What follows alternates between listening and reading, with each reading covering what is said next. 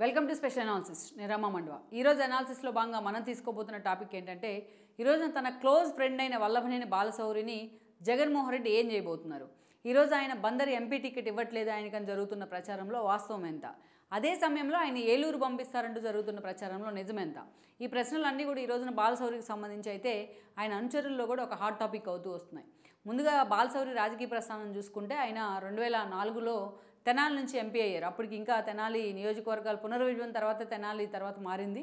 But అప్పుడు MP constituency అది. అక్కడి నుంచి ఆయన ఎంపీ కావడం జరిగింది. ఆ తర్వాత మనం చూసినట్లయితే 2004 తర్వాత 2009లో కూడా కాంగ్రెస్ నుంచి ఆయన నర్సరావుపేట ఎంపీగా పోటీ చేశారు. సో అప్పట్లో మనం చూసినట్లయితే జగన్మోహన్ రెడ్డి అప్పట్లో ఆయన కూడా ఎంపీ కావడం జరిగింది. ఆ ఎన్నికల్లో కడప నుంచి పోటీ చేసి తాను ఎంపీగా పోటీ చేస్తూనే బాలశౌరి తరపున జగన్మోహన్ రెడ్డి ప్రచారం చేశారంటేనే నర్సరావుపేటలో ఏ స్థాయిలో బాలశౌరి వైఎస్కి కానీ వైఎస్ ఫ్యామిలీకి కానీ జగన్మోహన్ రెడ్డి కానీ ఎంత క్లోజ్ అనేది మనం అర్థం చేసుకోవచ్చు.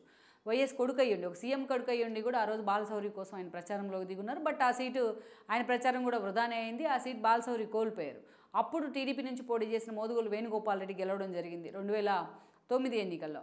ఆ తర్వాత మనం చూస్తే 2014 సమయానికి బాలశౌరి వైఎస్ఆర్సీపీ జెండా కప్పుకున్నారు. ఆ ఎన్నికల్లో ఆయన గుంటూరు నుంచి ఎంపీగా పోటీ చేస్తున్నారు.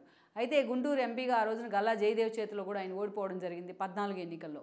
ఇక ఆ తర్వాత మొన్నటి ఎన్నికల్లో జగన్మోహన్ రెడ్డి ఆయనకు సంబంధించి ఒక కీలక ప్రయోగం చేశారు. ఆ క్రమంలోనే బాలశౌరిని తీసుకెళ్లి కాపులు ఎక్కువగా ఉన్న బందర్ లాంటి చోట ఎంపీ టికెట్ ఇవ్వడం జరిగింది. బట్ ఆ ఫ్లోలో జగన్మోహన్ రెడ్డి వేవ్లో ఆ రోజు బాలశౌరి ఎంపీగా గెలుచున్నారు. అయితే ఎంపీగా గెలిచిన తర్వాత నుంచి స్థానిక బందర్ ఎమ్మెల్యేగా ఉన్న ఎవరైతే పేర్ని నానితో అనేక విభేదాలు ఉన్నాయి, ఆయనకు పేర్ని కిట్టితో ఉన్నాయి. సో ఈ రోజున ఆ టికెట్ తనకే కావాలి, లేకపోతే నేను పార్టీ నుంచే బయటికి వెళ్ళిపోతా అన్న విధంగా చాలాసార్లు ఆయన మాట్లాడిన పరిస్థితి కూడా ఉంది. అయితే జగన్మోహన్ రెడ్డి పేర్ని నాని రిక్వెస్ట్తో ఈసారి ఆయనకు కాకుండా ఆయన కొడుకు కిట్టు వైపే మొగ్గు చూపారు. ఈరోజు పేర్ని కిట్టుకి టికెట్ కూడా అనౌన్స్ చేస్తున్నారు. అంటే అక్కడ బందర్ నుంచి పోటీ చేయడానికి, ఎమ్మెల్యేగా పోటీ చేయడానికి బాలశౌరికి అవకాశం లేనట్లే అన్న ఒక ఇండికేషన్ అయితే ఇచ్చారు జగన్మోహన్ రెడ్డి. అయితే అదే సమయంలో ఈ రోజున ఆయన తీసుకెళ్ళి ఏలూరుకు పంపించే అవకాశం ఉందన్న చర్చ ఉంది. ఎందుకంటే ఈ రోజున బందర్లో కొనకళ్ళ నారాయణ ఉన్నారు. కొనకళ్ళ నారాయణ ఆల్రెడీ అక్కడ నుంచి గతంలో ఎంపీగా పనిచేశారు. గతంలో ఓడిపోయారు మొన్న.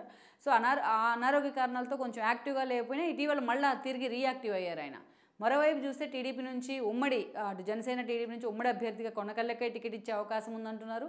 సో ఇక వైసీపీ నుంచి కూడా అదే స్థాయిలో ఒక బీసీ వ్యక్తికి అక్కడ టికెట్ ఇవ్వాలి, ఆయన గౌడ సామాజిక వర్గం. ఈ రోజున అదే స్థాయిలో బీసీ వ్యక్తికి అక్కడ టికెట్ ఇస్తారనే ప్రచారం కూడా ఉంది. అందుకే ఈరోజు బందరు ఎంపీగా ఉన్న బాలశౌరిని తీసుకొచ్చి ఏలూరు పంపించబోతున్నారని చెప్తున్నారు. ఈ రోజున ఏలూరు ఎంపీగా కోటగిరి విద్యాధరరావు కొడుకైన కోటగిరి శ్రీధర్ ఉన్నారు. గత ఎన్నికల్లో ఆయన అక్కడి నుంచి వైఎస్ఆర్సీపీ తరఫున ఎంపీగా గెలవడం జరిగింది. ఈ రోజున ఆయనకి స్థానచలనం తప్పదనే ఒక చర్చ అయితే ఉంది. బట్ ఆయన ఎక్కడికి పంపిస్తారనే అంశానికి సంబంధించి ఒక క్లారిటీ అయితే లేదు. ఎమ్మెల్యేగా పంపిస్తారా లేకపోతే ఇంకెక్కడికైనా ఏదైనా నామినేటెడ్ పోస్ట్ ఇచ్చి పక్కన పెడతారన్న చర్చ కూడా ఉంది. సో ఇలాంటి సమయంలో కాపులు ఎక్కువగా ఉన్నారు ఏలూరు పరిధిలో కూడా. అందుకే బందరు ఎంపీగా ఉన్న బాలశౌరిని తీసుకెళ్లి ఈ రోజున కాపులు ఎక్కువగా ఉన్న ఏలూరు పార్లమెంట్ స్థానం నుంచి నిలబెడతారనే చర్చ జరుగుతోంది. సో తన క్లోజ్ ఫ్రెండ్ అయిన బాలశౌరిని ఈ రోజున పూర్తి స్థాయిలో కృష్ణా జిల్లా నుంచి అటు వెస్ట్కి పంపించేందుకైతే జగన్మోహన్ రెడ్డి సిద్ధమవుతున్నారు. మరి ఈ వ్యూహం మొత్తానికి ఈ చాణక్యం అనేది బాలశౌరి విషయంలో ఎంతవరకు వర్కౌట్ అవుతుంది అనేది మనం చూడాల్సి ఉంది. ఈ వీడియో మీకు నచ్చినట్లయితే please share, like and subscribe R24 Telugu.